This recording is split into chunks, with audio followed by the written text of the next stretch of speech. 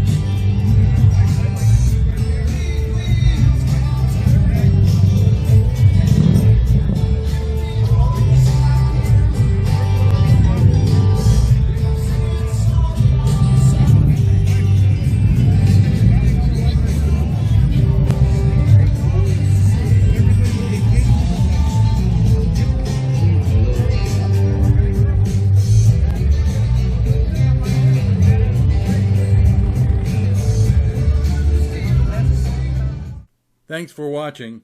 Be sure to subscribe and hit the notification bell so YouTube notifies you the next time we publish another video. Thanks again.